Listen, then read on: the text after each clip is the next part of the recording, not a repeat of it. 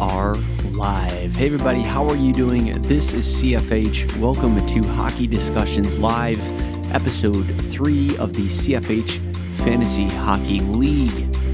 Today is a special episode as we will be combing through the available players for the upcoming season, discussing our takes on who we think may be some wonderful picks for our team, who we believe is going to go the Covenant first overall this upcoming season, as well as just general discussion around these players as we look ahead into the new year and the new season. You're listening to this episode most likely following our draft, which is taking place upcoming Sunday in around 3 days from when I'm recording today on the 6th. We have the draft on Sunday the 10th, so 4 days. So I don't know anything on how the draft's going to go at the moment. I'm purely speculating on who I believe will go 1 overall, 2 overall, 3 overall, so on and so forth, and discussing where I think some of these players will end up. I will have another episode next week when I get back in town to discuss how the draft went, who I picked, why I picked who I picked, and we'll have a general discussion around the other teams in the league. So, without further ado, let's get into things. If you are not familiar with our league scoring, take a listen to episode 1 or 2. I cover the scoring thoughts in those episodes. In episode 2, I also cover the starting point for each of the teams. Who is keeping who? Why did they select who they kept? And why is each team loaded up with so many superstars? All those questions will be answered in episode 2. So pause the video here, go back to that episode if you are scratching your head right now as I walk through the available prospects, I'll call them. And that will clear that up for you. So this episode might be a bit longer. It might be a bit shorter. I don't know quite yet, but I'm going to take my time and comb through who I think is out there and where they should be selected. So our league is a bit different as we're a bit of a banger point style league, but also all the categories matter. But scoring is point to point. Head to head. Draft order, we have Team Colt picking first, Team Gary on the second spot, Team Brown on the third, and then I am on the fourth spot with a chance to double dip in the first into the second round. And then I have my trade implication that gives me the 6th pick in the draft as well, which was acquired when I traded Mitch Marner to Team Brown. So, I'm looking at my available players right now. I have my cheat sheet in front of me that I put together, and I'll be referencing both when looking ahead. So let's start with available players. Who is out there that is not taken yet, who's available to be drafted, who is not a keeper, and is somebody that I may have my eye on, or who might just be the best fit for the team and for the league. So if we look at the available prospects just on ESPN, who's available, not taken, number 1 is Filip Forsberg, sitting at 466 total points, 31 goals, 45 assists in 82 games played. He is a shot machine with 281 shots, 150 hits, and 52 blocks. So great peripherals. He's averaging around 5.7 points a night in fantasy. I had him on my team last year for the second half of the year, and I never remembered noticing him too much, and that may sound a little funny to say, but he was on my roster. I enjoyed having him, but I think he really kicked it up to gear in the second half. Obviously, Nashville had their struggles last season, but I think Filip Forsberg deserves to be where he is. He is a hit machine, like we mentioned. He throws the body around. He plays a hard brand of hockey, but he also puts a lot of pucks on net. Forsberg had a down year last year compared to 23-24, where I think he did have a career high of 94 points. He got 76. I would like to see Forsberg return to the mid-80s range this year. If he's able to hit 90, that absolutely locks in the justification of a first-round selection. But Forsberg, in my eyes, is probably not the first overall pick, just because there's a bit of hesitancy with Nashville on how they'll do this year, but also how they'll perform and how he will perform heading into the new season. Outside of Forsberg, some other names that pop up on our top list are Tom Wilson, obviously, for his peripherals, as well as putting up 65 points last season, 81 games, and having 100 PIMs. Those are something that is going to get you to the top of our board in our league. That puts you at 447 total points with an average of 5.5 per game. So a bit lower than Philip Forsberg by 0.2, but nothing too crazy. I think Wilson is a great selection because he is a stable, fantasy point collector night after night, whether he's scoring or not. He's going to get hits and PIMs every night. The one thing with Wilson that I will say that I'm trying to take into account is the fact that they were just kind of feeding Ovi last year, and I think Wilson felt a lot of that in his stats as he was usually averaging around, let's just call it high 30s to low 40s points each season.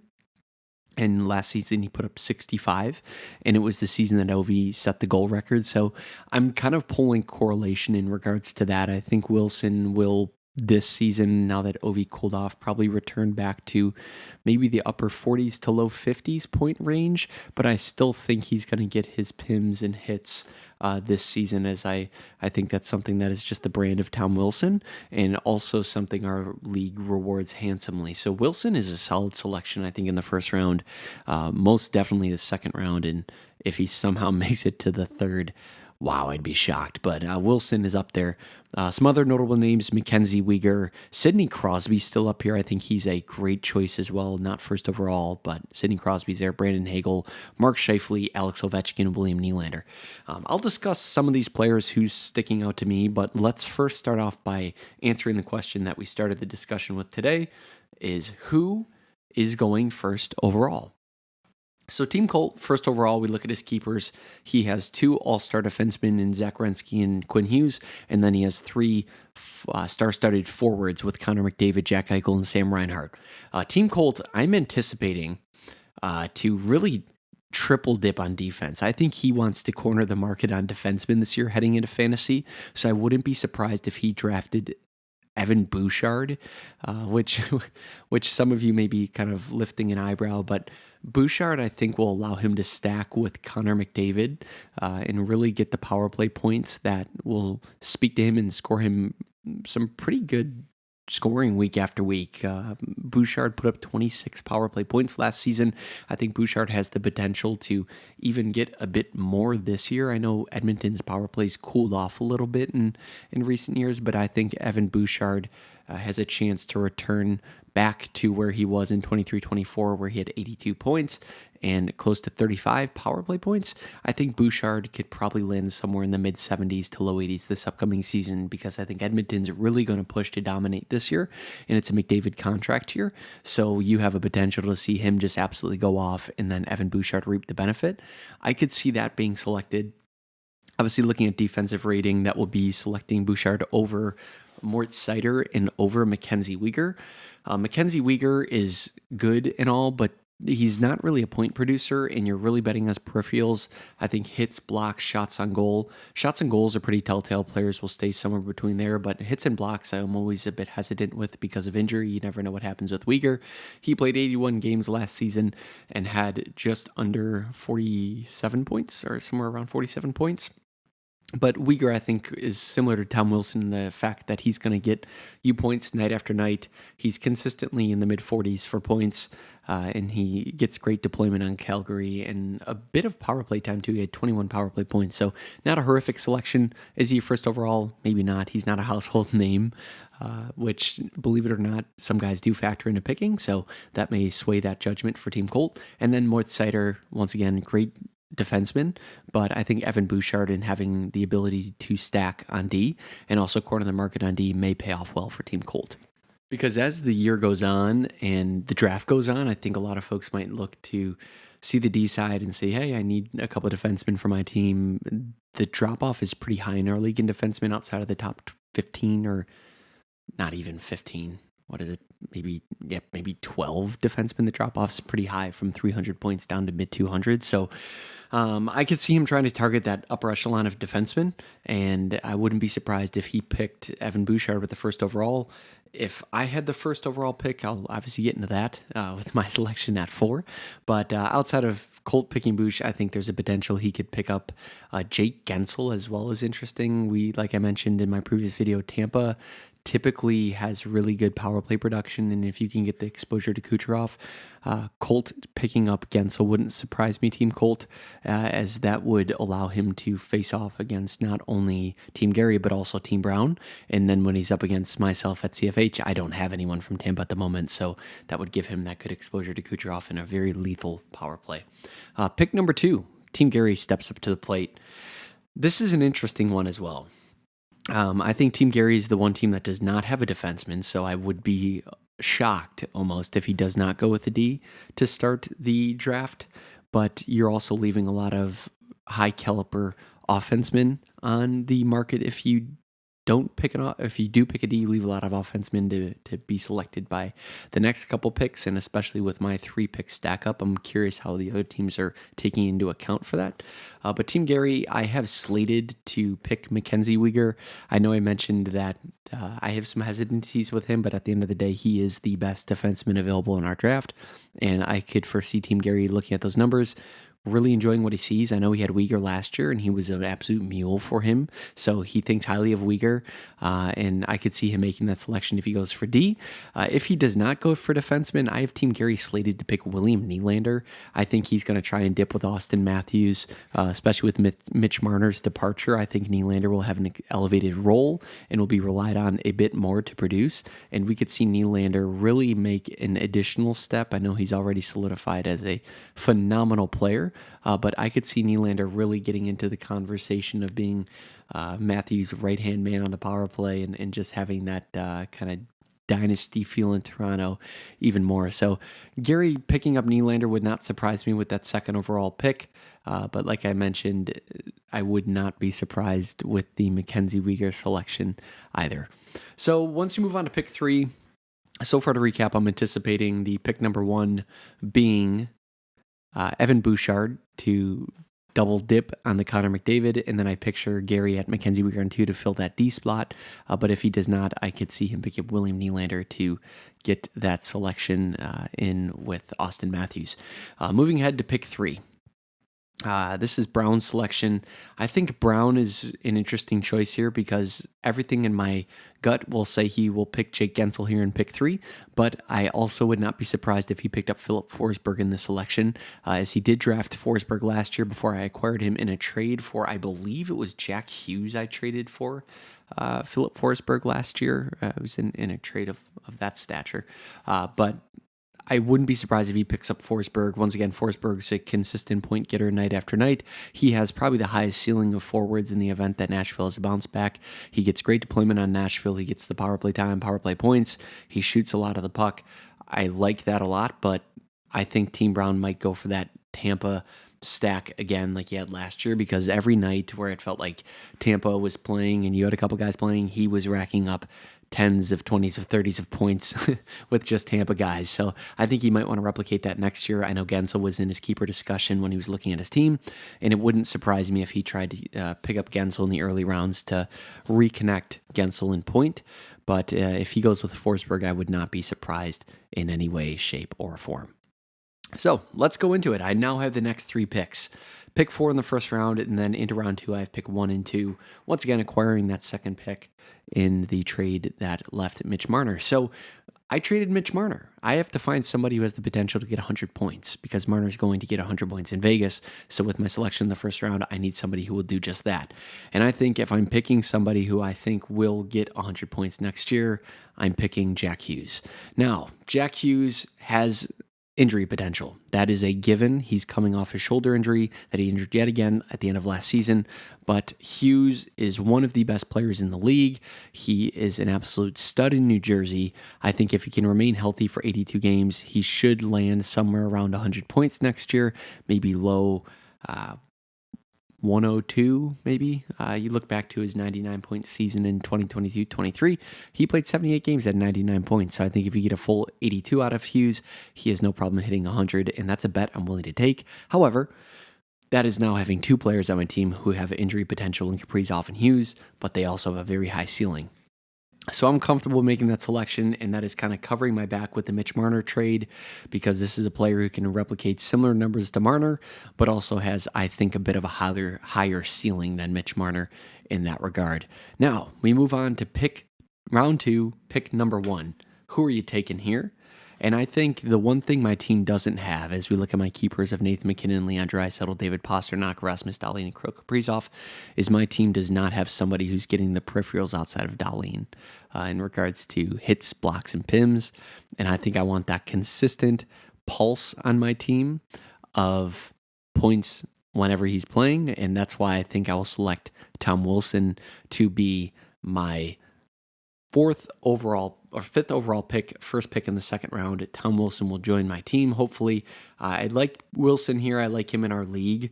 Like I said, I think his points were a bit bloated last year because of the Ovi chase, but I think Wilson is in an elevated role in Washington. They're going to still want to perform. Ovi still has one more season, so we might see Ovi try and make a push for 1,000 goals. Who knows how they'll come out of the gates next year, but Wilson gets power play time. Washington really seems to like playing him. So I would like to see Tom Wilson on the team and available there at the second round, pick number 1. And then we look ahead to pick number 3 on my team, second round, pick 2. Who we taking there? This is where it gets a little fuzzy for me, I think, with this pick. Hypothetically, I have part of me that's saying I want to select a goalie here and lock up Andrei Vasilevskiy to get the consistent point, because when I did all my numbers, Connor Hellebuyck and Vasilevskiy are worlds above the other goalies available. When I say worlds above, that's 50 plus fantasy points above those other goaltenders. However, I did not prioritize goaltending last year and I won the league, right? So do I want to pass up a forward to get a goalie? I don't know. And Vasilevskiy is also tough with injury. And ensuring he plays 63 starts like Hellebuyck does.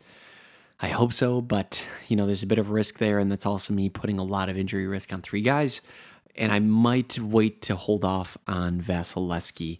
And if I do, I think I'd want to pick up Tage Thompson. Now, Tage Thompson for a pickup there in round 2, pick number 2.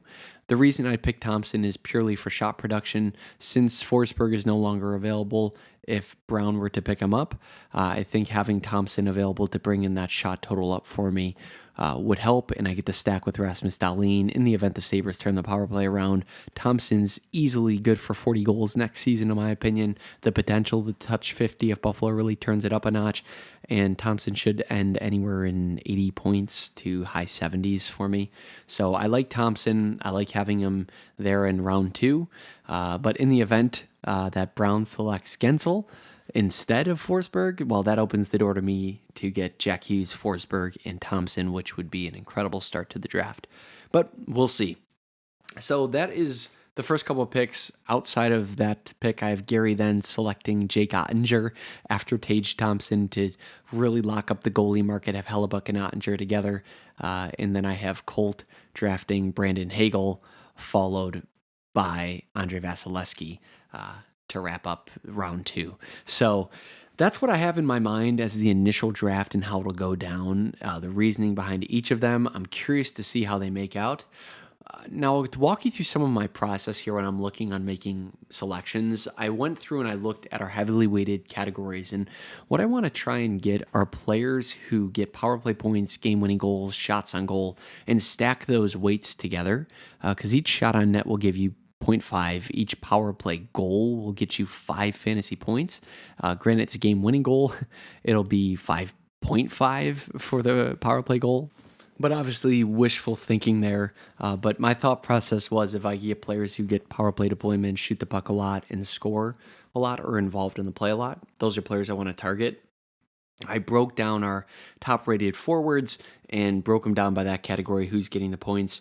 I think I'm going to rifle through some names that stick out to me and I'm hoping to target heading into this draft now, and that was kind of my thought process.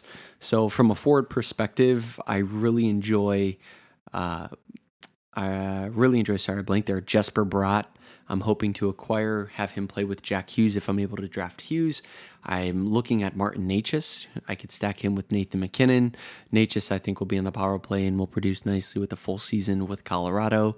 Jason Robertson, I'd love to draft again if I can. I know he had a slow start last year, but I think he was dealing with an injury at the start of the season, and then he kicked it up to gear towards the end. We all saw that. Sidney Crosby's a neat one. I don't think I'll have the option to draft him. I think he'll get taken prior to me getting back on the board, but Crosby could be somebody worth taking. Ovechkin is an interesting one for me as well. I had Ovi last year, and Ovi was a player for me that was a mule. He's constantly on the score sheet in fantasy, but he was also making a historic push. And I think trying to look at Ovechkin this season is kind of a shot in the dark. How does he approach his season this year? Does he make an aggressive push again to be a number one goal scorer in the league, or do you see Ovi sit back and really only play power play minutes and jump in where need be? I think Ovi will put up, if he does that route, close to 30 goals. He'll still be shooting the puck a bunch. He should get some hits in power play time. So Ovi's somebody I'll probably target in the mid rounds of the draft, but I don't think I'm taking him as high as I did last year.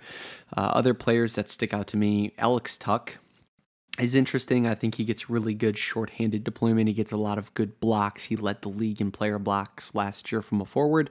So I liked Alex Tuch, but I then have 3 Sabres stacked on my team, and Buffalo is a tough team to stack like that just because they'll go in such cold streaks, and I don't want a ton of my players tied up in that mess.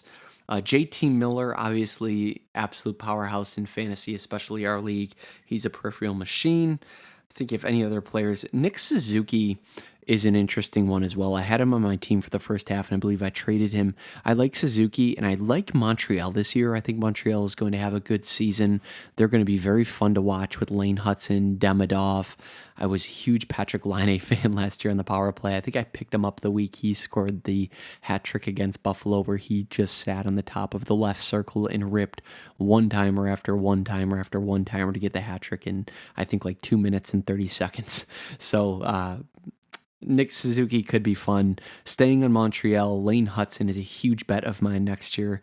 I absolutely will be targeting him in the draft. Probably high middle of the draft. Hudson's somebody that I think will fall low on the previews while scrolling through players that not everybody will think of, and will take a little bit of risk for having a sophomore slump. But Hudson, I think, is the real deal in Montreal. He should have power play 1 deployment next year, and having anyone anywhere near Suzuki, Caulfield, Slavkovsky, those guys, I think Hudson will produce very well.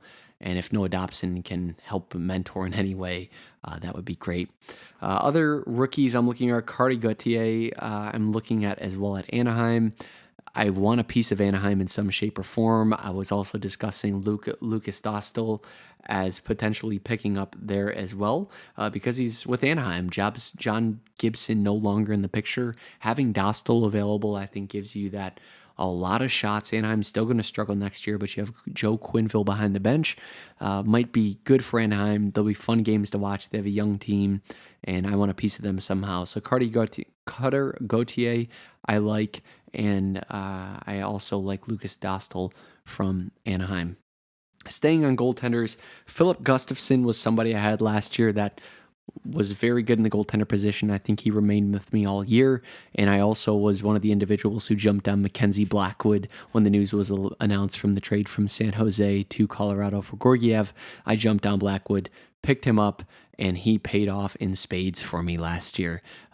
Just getting the wins with Colorado. They're still going to be a heck of a team, and getting the win column with your goaltender just solidifies those 4 points a night, and then any saves or just added bonus for Blackwood. So ideally, my goaltenders next year would be Lucas Dostal, Philip Gustafsson, and Mackenzie Blackwood. But we'll see how that goes. That's always subject to change, and I think goaltenders will kind of figure themselves out. Outside of those players, who else do I like that I had on my list? I think that does a good amount of it. I am interested to see what happens with Macklin Celebrini. I would probably like to pick him up, but I'm guessing somebody has the same thought as me at a higher draft position, and they're willing to draft him higher than I would. I think Celebrini I'd like to take right in the middle of the draft, not quite as high but I'm willing to take him in the middle. I'm also interested to see how somebody like Matthew Nyes plays out. I think that's someone I'm kind of high on as well to get in the late selections of the draft. Nyes takes an elevated role now that Marner's out of the picture. He'll get the PP1 time. Nyes is physical. I think he takes a step in that regard too. And then lastly, I think you look at Columbus again. I think they take a step too. So Kirill Marchenko was very fun to watch on fantasy last year. He had great deployment and great coverage with fantasy points. So maybe I take a few swings on the Columbus guys. But I'll start to fill my roster. My overall draft strategy will be to take the players that I think will perform the best off the board first. I need to secure a solid defenseman in the early rounds because the drop-off is a bit high. So if I can secure a Victor Hedman, Moritz Seider, somehow if Uyghur falls to me, if Bouchard falls to me, one of those guys to play with Dahlin I think would be great, and then I can make out the rest of my defensemen as time goes. But just kind of taking into account our new league settings as well as who's available and when. But that's my thoughts for the first 2 rounds of the draft, my anticipation. Like I said, I'll do a formal review and projection video of 1 through 100 of our tiered list after our draft. I will do a draft recap on what happened, how my predictions went once I get back from our trip and the draft. But I did want to leave everybody with my hypotheses prior to us drafting, as well as my initial takes going into the 2025-2026 season. Thank you all for listening, and I will talk to you all in the next